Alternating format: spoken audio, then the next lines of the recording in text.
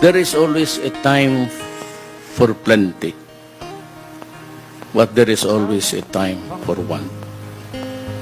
There is always time to be merry, happy, and a time to be sad.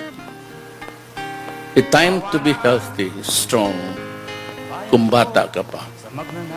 But as sure as the sun will rise in the east, we will get old and get weak and sick. There's a time to feast, but there's time to want. A time to be spending, may pera ka, but sometimes may problema. And a time for war, and a time for peace. And a time to be born,